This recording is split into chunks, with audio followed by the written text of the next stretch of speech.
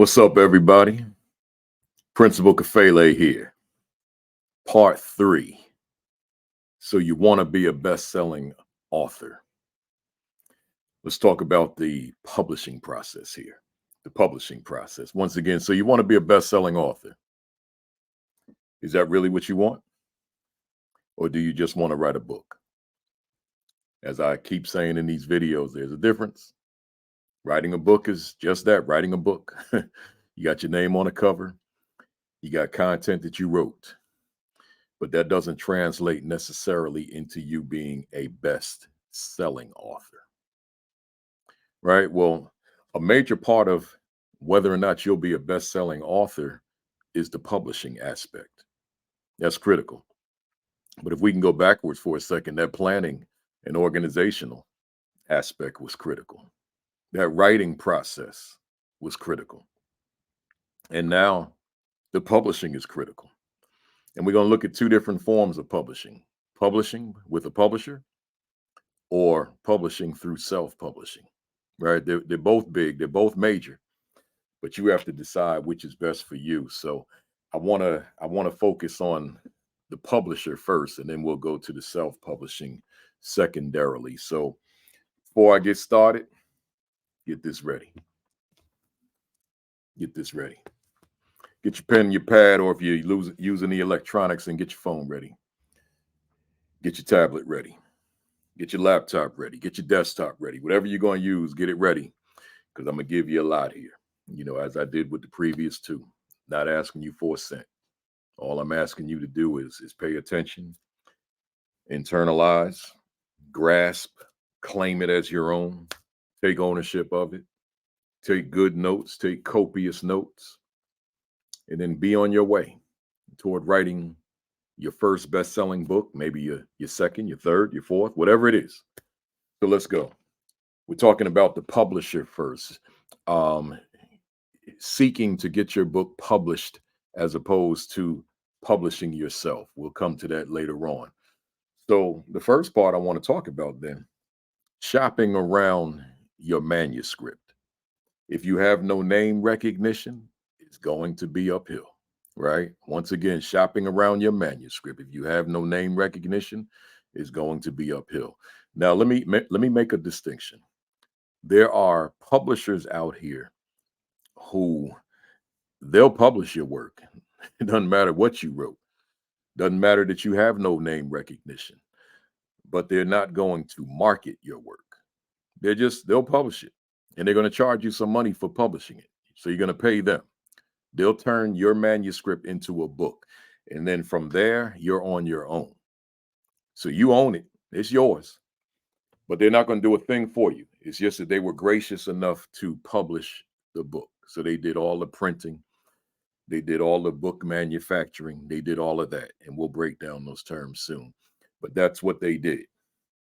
Well, if you don't have a company that's going to play a role in advertising your book, promoting your book, getting you publicity for your book, then that may not be the route unless that's the most cost-effective way for you to go. If that's the most cost-effective way for you to go, you really can't afford to do anything else, then go that route. And then we'll talk about some strategy later on in terms of marketing. But ideally, you want a publisher that's going to do everything for you. But the problem is the second part of this statement. If you have no name recognition, it's going to be uphill, because the publisher is in the business of making money. Always remember, the purpose of business is to make money, right? So when you see a business, when you see someone in business, you see someone going into business, the bottom line is profit. They're trying to make money. So the publisher's trying to make money. So the question becomes, how do I make money off of an unknown author that has zero name recognition beyond his or her friends and family? How do I make money? See, that's the challenge. So why do they want to take a chance on your book when there are not going to be people flocking to the store to buy your book on the sole purpose that they don't know that you exist. They don't know your name. Your friends are going to buy it. Your family's going to buy it. But once we exhaust them, what about the rest of the folks? Now, of course, a good publisher, if you've got a good topic, a compelling topic, and a topic that will generate great interest, then you don't need to be known. When I wrote my first book, no one knew Baruti Kafele, but the title was intriguing. Motivating Black Males to Achieve in School and in Life. It was a book for educators, and particularly educators who were struggling to connect with Black males. That's not to say that Black males were the problem, because they weren't, and they still aren't. But if they're in classrooms where they have teachers that do not know how to connect with them, then there's a problem. And that's the problem that I was addressing in that book. So that book became a bestseller, written by an unknown author.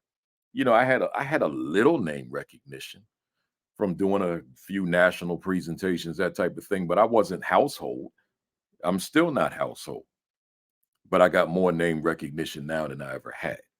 So I'm saying that to say a publisher has to be convinced that taking you on, contracting with you, is going to be beneficial for their bottom line, making a profit. So that's where your salesmanship has to come in as well. Your selling skills, your ability to bring your people skills and convince a publisher that you're a good risk, right? So because outside of that, you're going to be doing a lot of shopping around unless you have people that are connected to people within the publishing house, then that may help you. But shopping around for a publisher is not easy when you're not known. When you're known, then you don't even have to shop. They'll come for you. I get calls from publishers all the time, right? But that's after years of toil, right? Grinding, hustling, working toward making a name for myself so that people would know that I'm here. People would know that I exist. And now, God is good. Now I got options. I'm still with the same one publisher though. My publisher is ASCD, probably the biggest education publisher on the planet. Certainly the biggest education professional developer on the planet, right? So I'm with them. I've been with them for a long time. I have no reason to look at other publishers, right? So they took a chance on me, and I have written for them now 9 published books, and I've got one unpublished sitting on the computer as a manuscript that I just haven't submitted yet. So I've written 10 manuscripts for ASCD, right? So you got to consider that, right? How much time do you have? Do you have the energy to be in and out of different publishing companies, publishing houses, being interviewed by them, having conversations with them, trying to shop your book around to convince somebody with credibility, somebody credible who will do your book justice, who will not only publish it, but will market it, that will distribute it, that will get publicity for it and you. That matters. So I want you to keep that in mind. But do know from the outset of this video that this can be a very discouraging process. It's not like the other things we talked about in the other videos outside of going back and forth with the editor. This can be very discouraging. It could be very frustrating. This could be so discouraging that you throw your hands up and say later for my book because you can't get anybody to publish it. But that's why we're going to talk about self-publishing in a little while. So, but again, shopping around your manuscript, that's something you're going to have to do. If you have no name recognition, then it's going to be an uphill battle, right? Number 2, letter B. If you do find a publisher, what are their contractual terms, and does using them justify not self-publishing? See, you find somebody says, "Yeah, I want to take on your book." All right, but before you dive in, pump the brakes and find out, what do they have to offer, right? That matters. So just hold on a second. What does this publisher have to offer What will be the terms of the contract? Now, I'm not going to break a contract down here, but I want to. I had about six salient points that I wanted to go over. Number one, your royalties. What are they going to pay you? And I'm gonna tell you right now, I might upset a few people watching this video if you're not aware of how royalties work. If you wrote your book with the expectation of becoming rich, let me deflate that for you right now. It's not gonna happen. Unless you're somebody watching this book, you're somebody famous. I don't know if famous people watch Principal Kafele or not. I have no way of knowing. But unless you're somebody famous, you're always in the media. You're always going viral on the videos on the internet, right?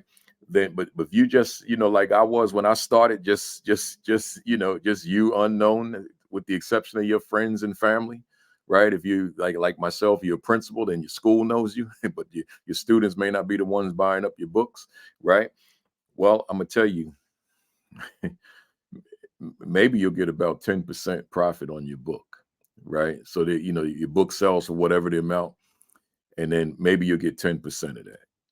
Maybe it'll be less. Maybe you'll get 8%. You know, there's an industry standard of about, I think about 14% now, maybe 12%. I don't know. I have my own negotiated royalty, which I'm not going to obviously get into here. But as far as the industry standard, maybe 12%, something like that. So we're not talking about you making 50% on your book. That's my point. You're not making that. You're not making 75% on your book. And you may be thinking, especially if you're a neophyte, but wait a minute, Principal Kafele, I'm the author.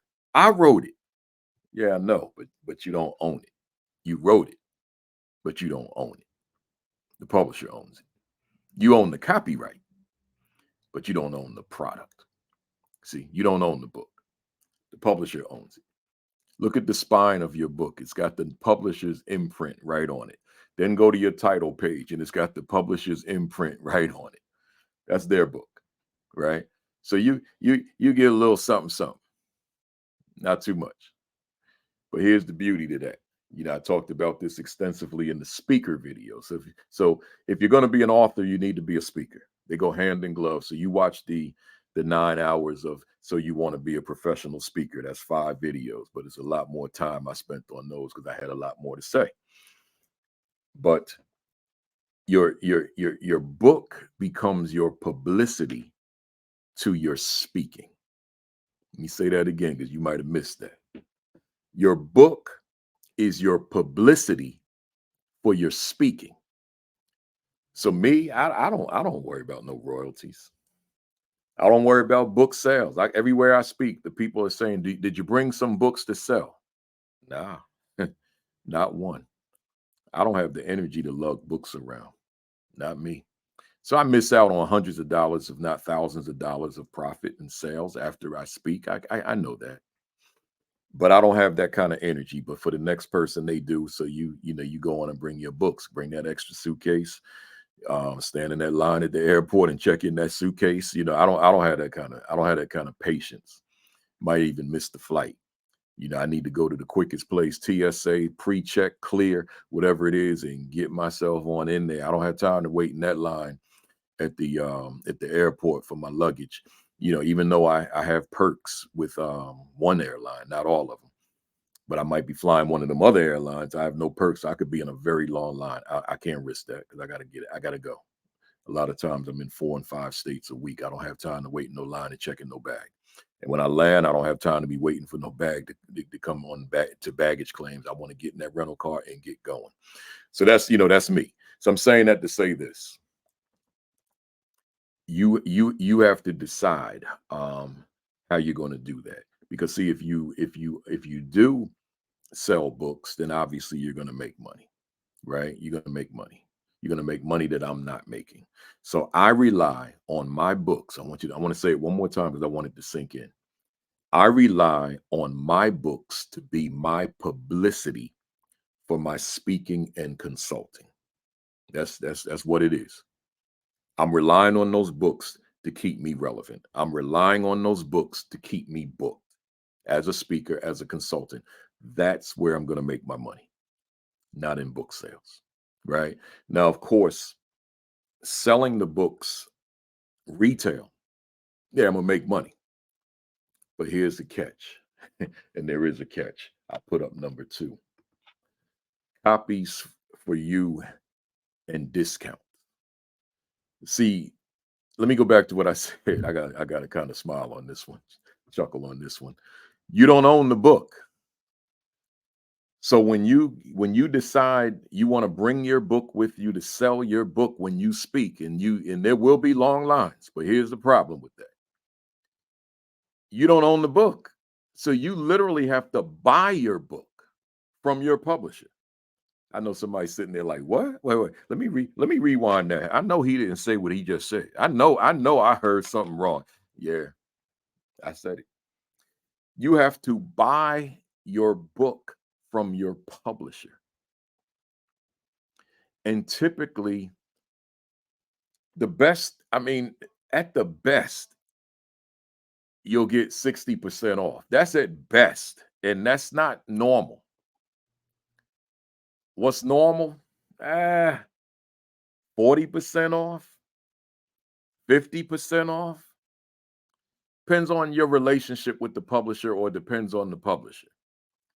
But you paying some money for that book. But ideally, if you can get 60% off, which that's not normal, y'all. It's not normal. But if you could get that, then your profit will be that much more when you sell them at retail. But you're not going to call the publisher. I got this big speaking engagement. Could you send me 200 books? Yeah, they'll send them to you. They'll say, and that'll cost you. You depending on the price of your book, that'll cost you about $600, $800. Whatever it is, because you're buying them in bulk. You're getting a discount. But let's say, for example, let's say your book is $30. Then you're paying $15 a book.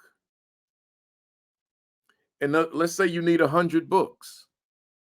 You paying $1,500 for your books. Somebody said, ouch. I heard you through the computer. You said, ouch. Welcome to my world. Somebody trying to call me. Not now. I'm recording. Welcome to my world. See, that's how it works, right? So just be prepared for that.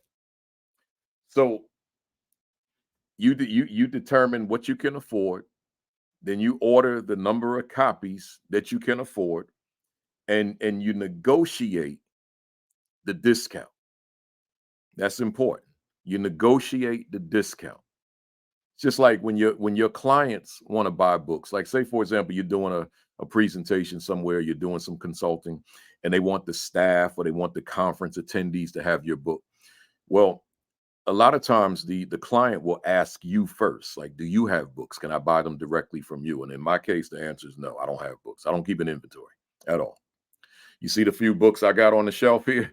That's just for display for the video. That's all that is. Right? So I don't even sell those. It's about, I don't know, maybe 20 books up there, maybe a little less. That's just decoration, man. It's just a display to make my background look nice. And that's my newest book. I keep wrong fingers. That's my wrong hand. That's my newest book, The Assistant Principal Identity. But I don't call my publisher and say send me 200 copies. I ain't paying all that money.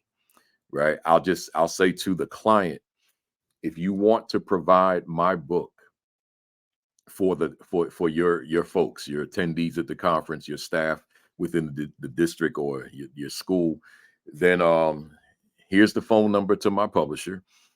And if you're a member of ASCD, then you'll get a membership discount and perhaps a quantity discount. I really don't know how that works, but they'll get some kind of discount.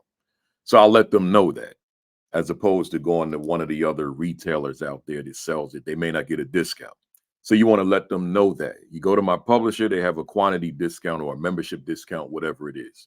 But the purpose of me sharing this with you is just to let you know that you're going to be paying some money for your books, right? Understand that. Don't think because you wrote a book for a publisher, now you could call them, I'm going to be speaking at this conference and they got 1,000 attendees, could you send 1,000 books? Oh, you're going to be paying some money for them books. You're going to be paying some money. Your book is $15 and you got 1,000 and you think you're going to be able to sell all 1,000. Oh, you're gonna be paying some money for them books. You're gonna be paying $15,000, right? That's half, right? Because the book is that's if you get 50%, because your book is $30, right? So they gave you a discount, but that's really not realistic that you would buy 1,000 books anyway, because you're not gonna sell 1,000. Everybody not gonna be buying a book from you, but maybe you might want to buy, if it's 1,000 people in attendance, maybe you want to buy 300. Right, because everybody's not gonna buy a book. And then if you've been out here for a while, you can pretty much assume that many people in the audience already have your book. I go places and half the people got my books and they come to me to get them signed. Yeah, and you could tell them books been read, rabbit ears or dog ears, whatever you call that. Dog ears, that's what you call it, right? And you could tell I don't use that expression. Right? So dog ears and post-it note stickers in the book and highlight and all that kind of stuff. I'm honored to sign. So a lot of people, lines of people that already have the book, right? So keep all that in mind too. Let's go to number 3. We're talking about the terms of your contract. So that first one I said your royalties. What does your contract say? And obviously you can negotiate that. I don't know how successful you're gonna be with the negotiation, but everything can be negotiated. Secondly, the copies. How many copies would you get? But more importantly, your discount. What would be your discount for ordering copies of your book? You can order as many copies as you want, but what would be the discount? And is there a quantity discount, I should say, for you before I get to this number 3? So if you order, say, 500 versus 200, do you get a bigger discount because of the quantity? You want to make sure that that's in your contract. That's important, right? You want the best terms you can get for a book that you spent a considerable portion of your time writing. It's your book. You wrote it. You don't own it. So you want to make sure that you get the best profit for it, right? Number 3 here, marketing promotion. And you notice I put in parentheses, beware of publishers that do zero marketing and zero promotion. So that means all they did was printed a book for you, and then that's it. And then you're still going to pay to obtain copies of the book. Beware of that. Now, in some cases, that's the best we can do. I get that too. That may be the best you can do. But if there are other options out there, you want to make sure that you've exhausted them. Explore what's out there, because you want a publisher that's going to market you. Like, can I put my hands on one of these? Let me see if I can. Let me see if I could find a page here in real time. If I had known definitively I was going to show you this, then I would have gotten this for you earlier. Like this here. See, like wrong side. This is all me, right? So there's my picture up top. That's from my publisher, right? There's my picture up top. There's my books, right? There's my new book there. And let me see if I can get another one, because that's not a catalog. That's more of a pamphlet. That's not what I want. I don't think I could put my hands on one. Maybe let me just see what's in here, and let's see what we got. Let's see what we got. And while I'm looking, I'll talk to you. So I'm saying that you want a publisher that is going to publish you. That matters. I don't know if this is an ideal one. Let's see. Yeah, here's what I'm looking for. So here's another one where I'm the whole page. See, I got a page to myself, right? So make sure that when you shop around for a publisher, you're looking for someone that's going to showcase you. See, if they weren't showcasing me like this, then I don't know that I need them. I need someone that's going to showcase me, right? So that matters. So make sure that you are, when you have that conversation with a publisher, even though I know you need them more than they need you, I get that. But still know what they do, like, because a lot of times this is in the contract too, in terms of how they market, how they promote, right? So ask them, have that conversation. Don't hold back anything. Brainstorm what you may need to ask them. I'm not giving you everything here, right? I'm just giving you some of the salient points. But brainstorm what it is that you may need to ask them about your book, right? That will be terms in that contract. And so I said marketing, but also promotion. What are some of the what are some of the events that they do, such as their conferences, their institutes, their academies? Will there be promotion of your book? Have that conversation. That may not make the contract, but it could be part of the discussion. Like, will they have a table, and will your books be displayed on those tables? You got to have that conversation. I got somebody ringing the bell, but I ain't gonna answer. Right. So we're gonna go. Hopefully, it's just a delivery and no one steals. So here we go. So your marketing, your promotion. So again, I'm talking about that promotion. I'm talking about what are the things that they do to promote your book. And then we go here, renegotiation. So you have a contract, but at some point that contract it gets a little old. Can you renegotiate? Like, have that conversation with them, right? Have that placed in the contract that we can renegotiate this contract based on X number of sales in X number of time, right? And within that, you may ask them what does the company, the publisher, consider a bestseller? Because see that criteria is not the same across the board. Different places is a different criteria. So you want to make sure that you know what is the criteria for bestseller. And when you become a bestseller, can we renegotiate my contract that my royalty can be increased, right? Some people call it commission, but I think most people call it royalty. So can we negotiate that? That matters, right? Let's keep going. Number 5. What happens to the book once it stops selling? That's an interesting one, because here, like, many books, I won't say all, but I'll say most, they come to an end. They're not going to sell forever. They're going to come to an end, particularly books that weren't really that popular from the outset. Some books are classics. You think of books like um, How to Win Friends and Influence People by Dale Carnegie. I think it was published in 1936. Other classics, The Power of Positive Thinking, Think and Grow Rich, The Miseducation of the Negro, written in 1933 by Dr. Carter G. Woodson. Right? It's you got all these old books, these classics, but most books are not going to become classics. So what happens when your book stops selling? Even though you don't want to think negatively, probably don't even want to have that conversation, guess what? You need to. You need to have that conversation. You need to have that discussion. What happens if the book stops selling? Like, does it die? Do they leave it on the shelf? Do they put it in the trash bin? What happens? Or can they give it to you? Or can they sell it to you at a steep discount, right? Preferably, you'd want them to just hand it to you because it's not selling anymore. So you have to figure that's a part of a conversation, because although it stops selling with the publisher, it doesn't mean that you can't still sell it, because I'm going to assume that if you're an author, you're a presenter. If you're an author, you're a consultant. So now your book stops selling for whatever the reason. But if you're out here speaking, you have a product, your book.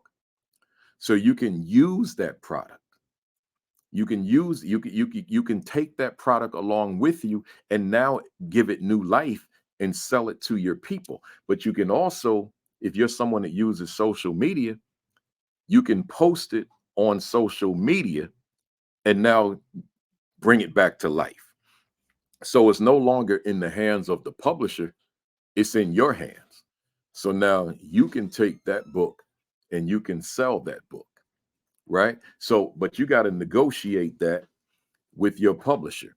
So your publisher will let you know um, what happens if the book stops selling, right? They'll let you know that, and then and then you can have that placed in the contract and determine what those terms will be, right? Because it makes no sense that the book stops selling, the book is dead, and you can't have copies of the book that you wrote, because you can still sell the book. As long as you're a speaker, as long as you have social media, your book will still sell. It just not may not be selling with the publisher, but it can sell with you. So again, the question, what happens? No, I'm really not posing this as a question. I'm posing it as a statement. What happens to the book once it stops selling? Right. I think I will put a question there. Just I think I'll put a question mark there. So there we go. So what happens to it when it stops selling? So we pose it as a question. So I'll couple that with this number 6, the life of the book, right? So again, that's a conversation. That's a conversation between you and the publisher, and you discuss it, the life of the book, and ultimately with number 5, what happens when it no longer has life? And I'm gonna tell you, all books have afterlife.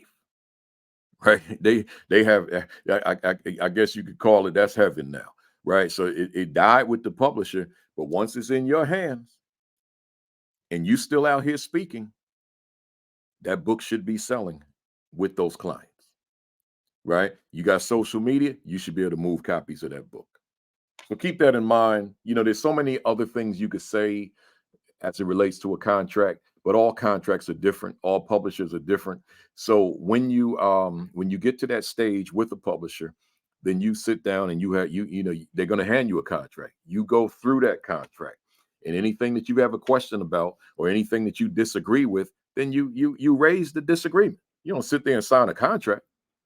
You raise what it is you don't agree with, and then you all can discuss it and negotiate over it, and figure out what you're going to do about it, right? So that's the publishing side. Let's go to the self-publishing side. This is the side I started with, and I haven't been there in a long time. The last book I self-published was 2004. It was called A Handbook for Teachers of African American Children. So I self-published 4 books. A Black Parent's Handbook to Educating Your Children was the first one, and then 2 goal-setting books. And I also recorded audio cassette tapes back in the old days, and then CDs back in the old days, which supported the books, or the books supported them. They kind of supported each other. And but since my first published book was in 2008, and I've been, as I said before, with my publisher ASCD since 2008, and as of the date of this recording, March 4th, 2024, right? So that's a long stretch that I've been with this publisher. 9 books they published for me. Number 10 they will be publishing when I send them the manuscript. All right, so let's break this down. Letter A. And we should be under an hour for this video as well. Self-publishing means that you are paying for the project. Like, people ask, what's the difference between self-publishing and publishing? It's very simple. The publisher pays. The self-publisher pays. So you self-publish, it means you're paying for the project. It doesn't mean that you're the one printing it, right? It's you're paying for the printing. So as far as the printing, matter of fact, let me just go a little bit more with that.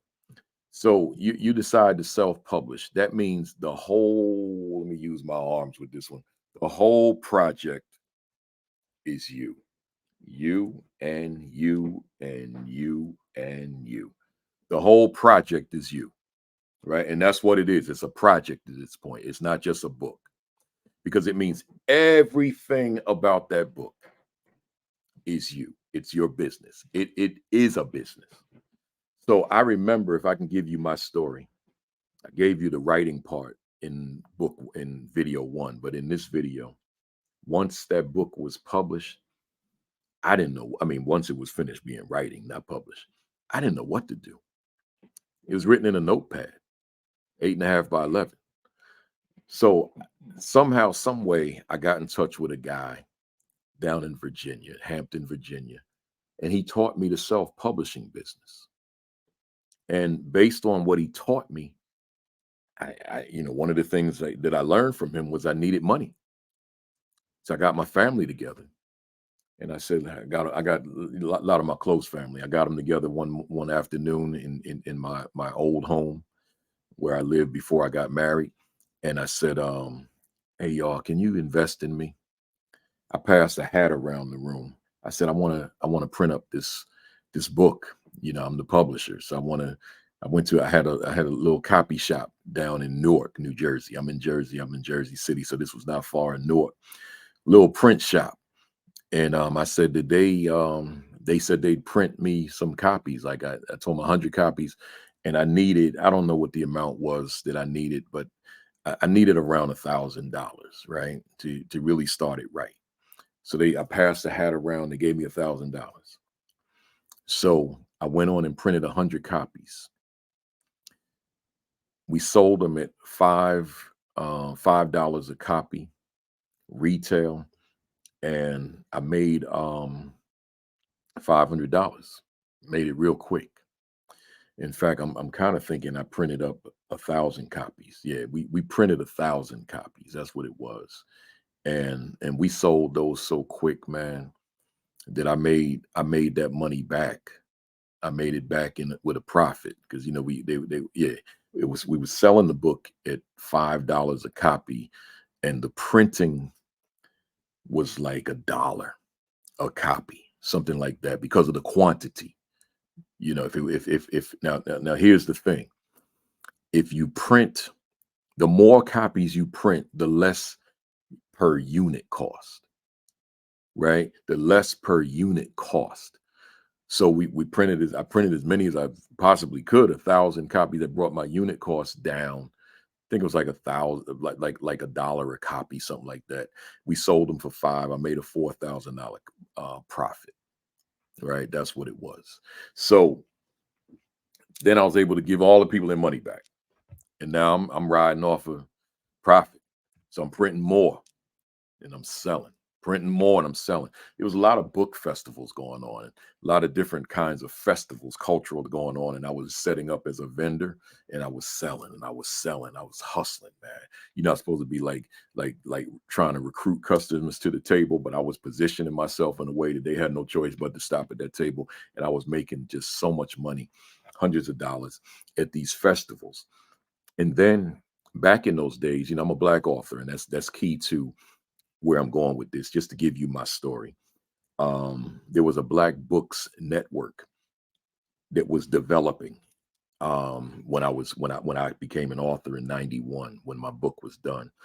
And I say that because many of us as black authors could not get our books. This is the '90s. We're not talking about the '50s and the '60s and the '40s and '30s and all that.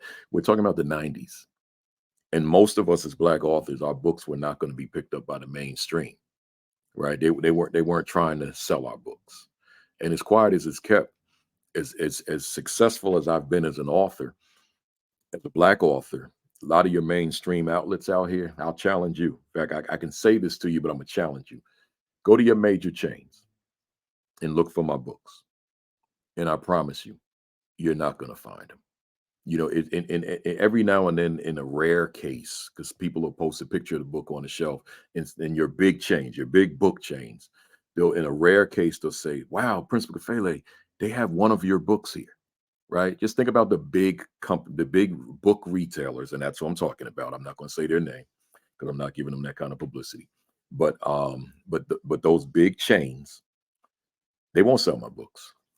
But many of the other authors of the same publisher, ASCD, I'll see their books because I'll go. Since I travel all the time as a speaker, I'll go to these stores. I'll stop by just to see, and like, wow, look at my colleagues' books from the same publisher on these shelves, but not mine. And then I used to call the headquarters, corporate headquarters, and ask them, like, what is that about? Or I'd go to the manager at the retailer, like, what is that about? And the responses were the same. They say, well, the public, the buyers have to come in our stores asking for your books. I said, wait a minute, you telling me that every book you sell, you're a big national, international chain. Every book that you sell, people come in asking for. You really expect me to believe that?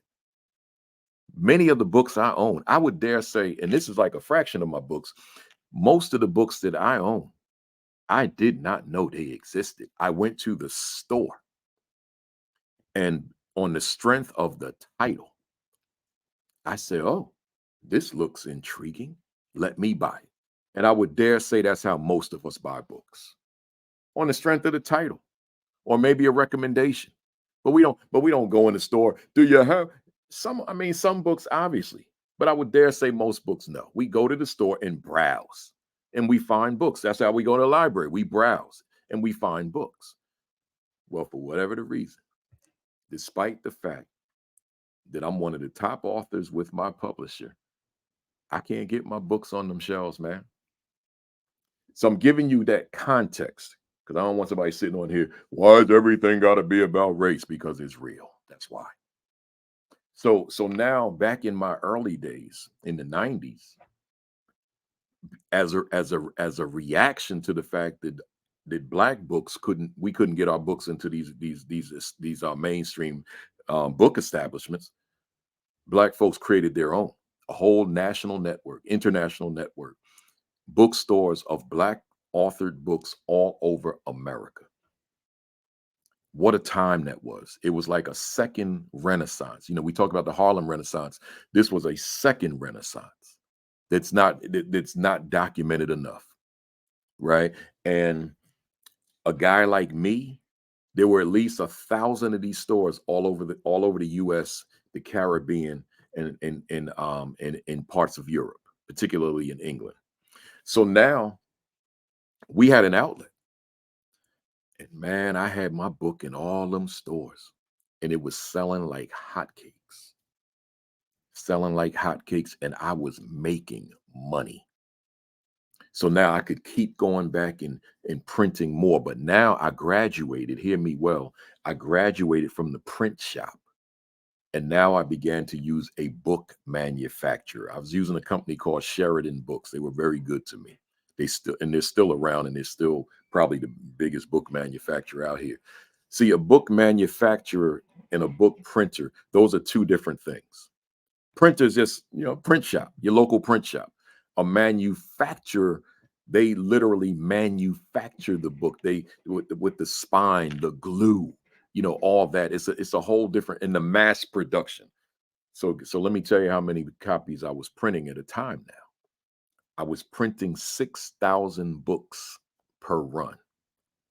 6,000. Those books had to be shipped by a freight company. No longer putting 100 books or 1,000 books in a few boxes and putting them in the back of the van. No, these were being shipped on skids by a trucking freight company, right? And now I had places where I stored them. So that was a different operation. But let me tell you how much they were charging me for each book, the unit price. They were charging me between 40 and 50 cents a book because of the quantity. You see where I'm going with this? So when you print in large quantity, then you're not paying very much in your unit cost. Your unit cost is low, meaning your per book cost. But if you're going to be printing 5,000 and 6,000 books, that's what I was printing. Sometimes 5,000, sometimes 6,000, depends on what the demand was in that period. Now I'm because I'm selling like that. Because of all those black owned bookstores across the country.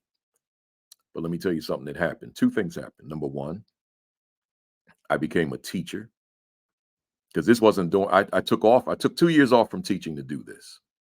So this was my full-time job. This is all I was doing. All I was doing. I'm giving you all this, my story just to, kind of inspire somebody out there. So this is going to take me over an hour for this one, but that's okay. I'm letting you know about my grind because you got to be on your grind. Your grind's not going to look like mine because the world has shifted. So your grind is a different grind. You got technology. We didn't have technology. I didn't even own a computer, right? Internet, it didn't exist. Email, it didn't exist. How easy this would have been if I could just email the client and deal with it that way. We didn't have that. We on the phone. We on the phone. Then I'm going to UPS with all these little boxes. But I gotta pack those boxes back in them days. I gotta buy packing to put in the box with the books. Then I gotta buy tape to tape the boxes. Oh, and I gotta buy the boxes, right? So you got all that going on, and then I gotta drive and ship these books, and then I gotta wait for that money to come in. And sometimes you gotta call folks like, all right, when you gonna send this money, right? Or you gotta call folks and ask them about the book selling, all that kind of stuff, man. It was a lot of work. It was a full-time job. That was my 8-hour job, but it was more than 8 hours. And I did that for 2 years. When I became a teacher, I didn't have that kind of time. Again, when I became a teacher the second time, I didn't have that kind of time.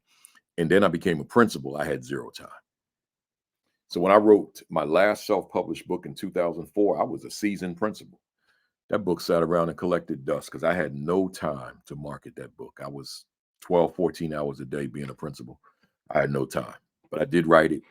I think we moved one shipment. So we moved about 6,000 books. And then after that, it was a wrap. Right. So I'm sharing all this with you to say that I was spending money, but I didn't even give you everything. I was advertising. I was spending money. I told you in the speaking video, if you do delve into those, I needed publicity. So I'm flying all over the country, sending press releases to different media outlets, different television shows, outlets, radio shows to get on air. So I'm traveling. They didn't want no phone interview. They wanted me in person. So I'm flying to different parts of the country to do these little 5 and 10 minute interviews on television, on the radio. So I'm spending out of my money because I don't have a publisher that's going to do that. So it's everything was my dime, and that's what self-publishing is. It's different now because you got this thing here called a computer. You got this thing here called social media. I'm on social media right now because I'm using StreamYard, right? In terms of my recordings, I'm on social media right now. We didn't have this back then, right? So so think about how you're going to use the technology, how you're going to use the social media. Um, if you're going to self-publish, how you're going to buy your books, where you're going to store your books. Your storage may cost money. And if you're doing well and you need thousands of copies like I did, then your storage costs are going to be higher than, say, if you had just one skid. So you got to consider all of that, right? But here's some other things to consider. Let's go to B. Um, Self-publishing is the way to go if you can afford it and you have the time and energy to promote it. So I've kind of got way ahead of myself with this one, but that book manufacturer versus a printer. But let's go back to the time and energy. You want your book into the hands of people. So the question is, do you have the time? I just told you I was a principal and I wrote a book that went dead. I mean, dead, like cemetery dead. I didn't have time for that. So it after the initial 6,000, which I did push, then I had to let it go. That was it. I'm always surprised when people say, I have that blue book you wrote. That's the color. That's the cover color. I say, wow, you wanted the 6,000 because that's all I had time for that first push. I had to get back to devoting my energy to my principalship. Right. Let me tell you something else about your cost. So let's we well, I said time, but I might as well talk about energy. Everybody don't have that kind of energy, man. I mean, the drive around, because you got to do the speaking engagements. You got to ship those books out, and if you pay for UPS to come to you and pick those books up, and if you got a bunch of stores you're sending them to, that's a lot of money. That's a lot of money, right? Because you got to get a contract with UPS, so you're paying for them to come to your house, or wherever they're coming. So you got to just the work alone, that's energy. Then the cost that come with it, there's a lot there to self-publishing. So self-publishing can be very rewarding if you can make a living off of your book. And that's what I did for 2 years. I made a living off of it. It was paying my bills, right? So keep all that in mind. But then there's some other factors right here. Letter C, paper cost. Paper costs money, right? So in paper, the cost of paper fluctuates. So you could be in a situation where paper was down in this portion of the year, this quarter of the year. So now you're ready to reprint, and you find that your costs are higher because the cost of paper has gone up, and now you have to pay more. Because see, it's like an ecosystem. Like with trees, if there's situations with them being able to get trees not the printer, but the companies that ultimately manufacture paper from trees, and there could be some issues in terms of accessibility to trees. That's going to impact you adversely at your end of the ecosystem, right? So you want to keep all that in mind, man. That cost is not finite. That you may be paying more next time because of the cost of paper next time you go and want to and need to have more books printed, which ultimately is manufactured. But then there's camera ready. If you're not going to provide them with a camera ready manuscript, then your costs are more. So now you got to get a software that's going to allow you to provide the book manufacturer with a camera ready book, which now all they have to do is reproduce it. They don't have to format it, because if they have to format it, then you're paying more money, right? So I always did camera ready, and that was in a different space back in my day of self-publishing than you are now. I could do camera ready with Microsoft Word, right? But now I don't know what that is now. You have to do your research to determine, can you still use Word and submit that as camera ready, or do you have to use a different software that's specifically designed for books. They had book writing software back in my day in the 90s, but I was able to get away with using Microsoft Word, right? So I use that Microsoft Word for Mac at that, because I'm a Mac guy. Of course, that wasn't in my initial days, because I didn't own a computer. That's once I got out there and I was doing my thing. A lot of noise outside. Right, and I was doing, now I had upped my game, so to speak, and I had my first Mac, and I'm producing camera ready manuscripts, right? But then there's something else here, your cover design.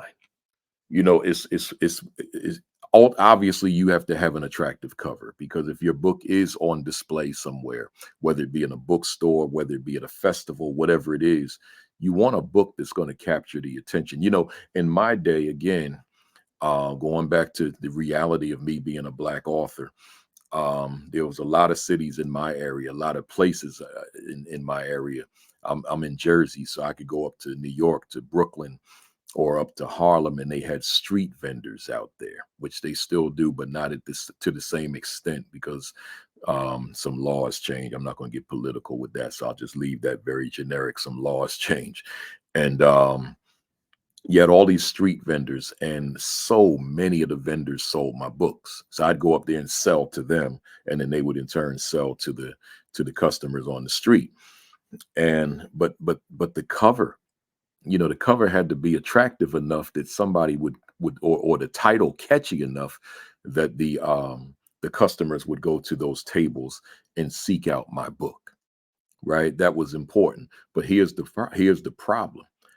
I couldn't afford all those colors. Like, let me pull a book out. Um, I couldn't afford anything like this. All these colors, very nice. You see how shiny it is because you see the reflection. I couldn't afford that.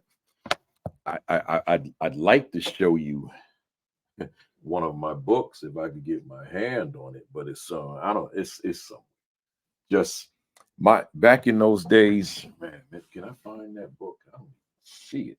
It's in a different place. It's not here, so I can't put my hands. Oh, it's in front. No, that's not it. I thought I could get it, but I don't have it on the shelf. It's in a box somewhere, and I'm not going to leave the camera to get it. So we're gonna have to keep this abstract. Um, Matter of fact, no, I can't. I don't have it. I wish I did. Um, but it was just one color. It was white with black letters and a black drawing. That was the first one. I wish I had that here. I don't know why it's not on this shelf, but I guess it's across the room on a different shelf. So I can't show it to you. I'm just trying to make sure I don't have it merged in with something, but it doesn't seem that I do. No, I don't. So you'll have to take my word for it, right? that it was a white cover, black letters, and and a black drawing in black ink of a family. That's all I could afford. They call that one color. And then I said, man, I can't keep going on like this. I got to spend some money. So we converted the white background to brown, and the lettering was black and white. So it gave it a little semblance of attractiveness. When I get to the video number 4, I'll make sure that I show you the books, the both of them, right? Because that video is on marketing, so it's relevant. Still, right now I'm talking publishing and cost, and cover design is part of cost. So it wasn't until I became a published author that I was using multiple colors, full color covers. But as a self-published, I could not afford that. I couldn't. Maybe you can, but I couldn't. So I didn't. But the book became so popular, and this is key, with it being brown with the black and the white lettering, that I really didn't need it anymore. I lucked out. I didn't need it because the book was selling like hotcakes. It became, if you're familiar with a magazine called Essence magazine, that's a black woman's magazine. It became the Essence magazine kept a top 10 of nonfiction and fiction, hardcover nonfiction, hardcover fiction, paperback nonfiction, paperback fiction. My book became the Essence magazine #1 bestseller. Can you imagine that? A guy that spent his days in New York and New Jersey and Philadelphia hustling his book to whomever would buy it. Because it wasn't just the stores. I was literally selling the book on the street, right? I was literally on the subway in New York selling the book. I was literally at those festivals, at those book fairs, at those cultural events selling the book.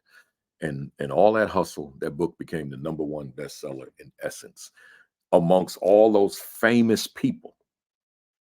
My little old $5 book with the two-color cover became #1. That's my story, and I wanted to share that with you to let you know that there's a lot of work involved. Although your work won't be my work, you still will have work, and it'll be hard work, but it'll be good work. So I want you to know that.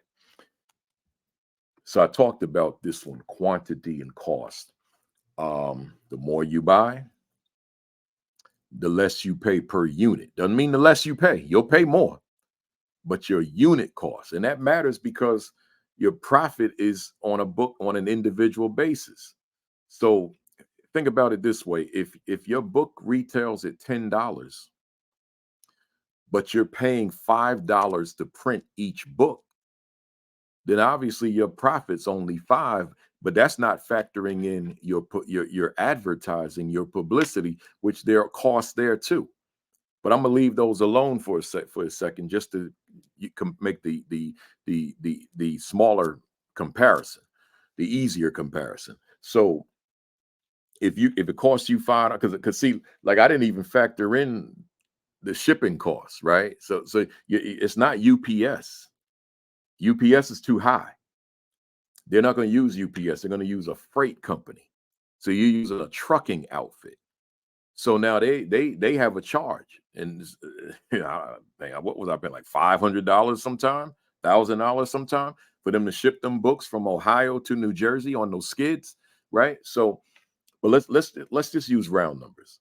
So let's say with everything you're paying $5 a book. So your shipping, your your book manufacturing costs, and whatever other costs, and your retail is 5.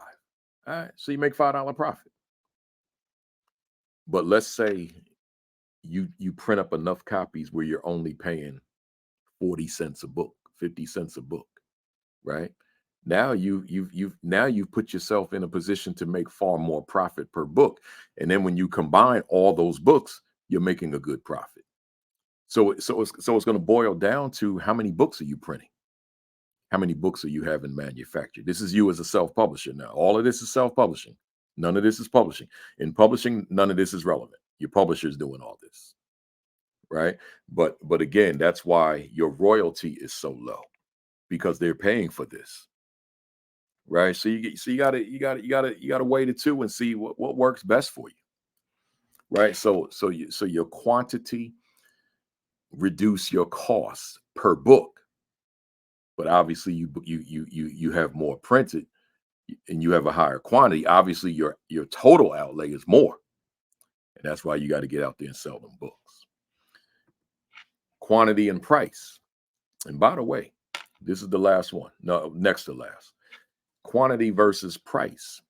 So remember, as a self-published author, you're the one that sets the price.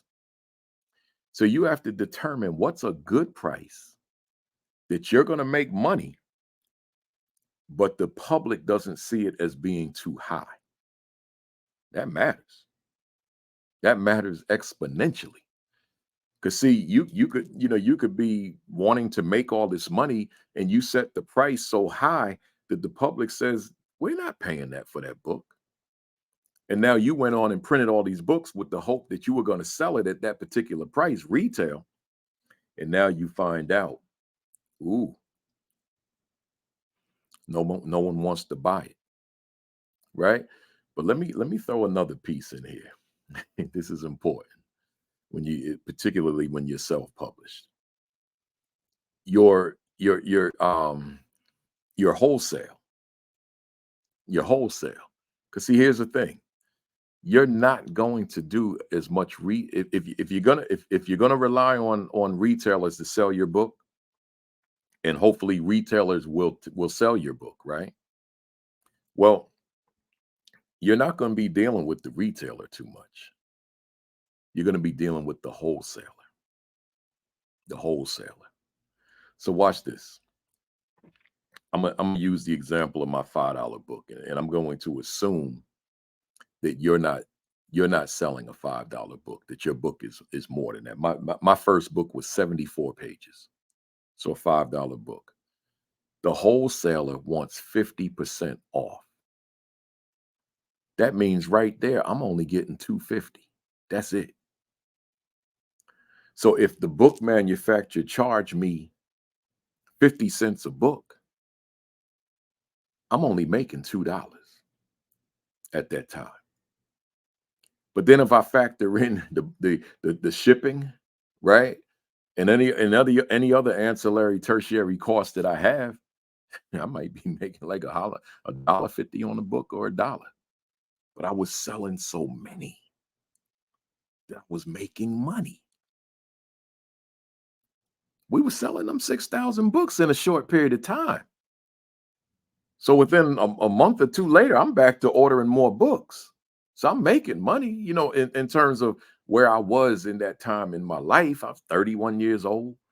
If I could if I can bring in, $12,000 in a month's time, I'm doing good at that stage of my life, right? But as I was getting older and have more responsibility, then I got to figure out other ways to make money. And that's when I went back to the classroom to teach. Right. But I just want you to see, you know, the wholesaler, they wanted 50% off. But here's the thing, that was the wholesaler that I liked. There were other wholesalers out there. They wanted 60 and 70% off. And let me tell you why. I want to give you context. Again, we were a part of this black network of black publishers, black wholesalers, black retailers. We're struggling. There's many of us who were doing well, but well is all relative. But if that wholesaler was asking us for 60 and 70% off, they ain't doing that well. They trying to stay afloat. So they're making all the money off your book. Then they sell it, then they sell it to the retailer for whatever whatever their discount was. So they're trying to make a profit. So you got this publisher, wholesaler, retailer, and then the customer. A lot of people didn't survive that. I survived it until I got out of it and went back into the classroom. Right. But that's a tough way to make money. But I'm saying to you, let's say your book is $10. And let's say the wholesaler wants 50% off. Then you're only making $5. And then you got to again factor in whatever your manufacturing costs are. Now, if you small time and you're able to get away with using a printer and you can and they're willing to work with you and keep your costs low, then hey, but that's I'm just letting you know, I'm keeping it real with you, letting you know that as a self-publisher, you're going to be paying some money. I don't know exactly what your cost will be because I'm not working with you. You'll figure that out. You're going to do the homework and you're going to figure all that out on your own. And then you'll know what you got to do, what your costs are, right? And how you have to proceed in order for you ultimately to make a profit, some kind of a profit on your book. But you're not going to get rich off of your book. So if that's one of the thoughts you had in your mind, get that out your head. You're not going to get rich off of your book. That's not going to happen unless you some big time somebody. And now the book is just an extension of the work that you already do. Then that's a different conversation. I don't know that this video is for that person. That person, if you big time like that, you're probably not going to self-publish, right? But you're probably going to have a publisher that's going to publish, and you're probably going to be able to demand a royalty that is much more than the industry standard, right? But I would think most of the people that watch this video, you're someone that's trying to, launch your first book, your second book, and and it's a struggle. So I'm giving you some ins and outs of how to be successful with it. I got one more category which I'm only going to spend a minute on because this is the topic of the next video, the last video, the marketing process. So all I'm saying to you here in the context of the publishing process is that you have to know that you're going to have to market your book. And marketing is not free, right? So we'll talk about what all that marketing looks like in video 4, but know right now that you will have to spend money. And once again, that's coming from your profit. So that's why you've got to weigh all this out and ask yourself if this is even worth it for you to self-publish versus to find a publisher. Because if you're gonna market, you gotta like if you're gonna vend somewhere, that's marketing. Well, guess what? The company organization is going to charge you to vend. Depending on the size of the organization. Like in my field in education, in some big conference that's got 8,000 people coming, 10,000 people, they may charge you thousands of dollars to vend, and that doesn't guarantee that people are going to stop by your table. And they're not going to allow you to be, out there aggressively getting people to your table, being a nuisance for the customer. You pretty much have to be able to walk past those people, right? The customer has to be able to walk past those people without being harassed, right? See, I was back in my day, I wasn't vending at these big conferences. I was vending on the streets. I was harassing. I'm like, oh, come on over here. Yeah, I don't mean I was rude and disrespectful, but I was made sure that they knew I was there. Right, come on over here and check this book out here. I put it in their hand. Here, go thumb through it. And I'm explaining what it is. And I would say 90% of the time I closed that deal. But see, I was able to talk to people that way. Now, I go to the islands a lot, and they got vendors on the resort. Man, them people know they can't say nothing to you. They say something to you, man. The hotel chain will throw them off the resort, right? So at these large organizations, you just can't roll up on people and tell them, yeah, come on over here and check. Nah, they'll cancel that contract and tell you to pack up and get on out of there. So you have to figure out a way that your table is so attractive, your signage is so attractive that people will come over to it, but you're gonna pay for that little spot, man. 4-day conference, you there for 4 days, you're gonna pay a little money. And your product is only $10, $15, $20, that means you got to sell an awful lot. Right. So we'll get more into that in video 4. But I just wanted to put it out there in the context of this video, the publishing process, that this is a part of your self-publishing, right? This is a part of the money you'll be paying, right? The marketing, the distribution, because you have to get it there. Shipping costs money, right? Wholesalers cut into your profit. They're doing you a great service by selling your book to a retailer, but you got to pay money to get it to make the process start. So that's it. I broke down for you publishing. I broke down for you self-publishing. And now you've got to go out here and do your research beyond what I said. And then you got to do the work. And it's a lot of work, but take it from me, it's worth it. I'm where I am today as an author because of the work I did. And the work I did was in videos 1, 2, and now 3. And now I'm going to record number 4. and that work, that message in video 4 is reflective of my grind. I worked hard to get to the space I'm in now, but guess what? I shouldn't even be putting that ED at the end. I still work hard. Just recording these videos, I'm working hard, right? I took this week. I happen to be off this week.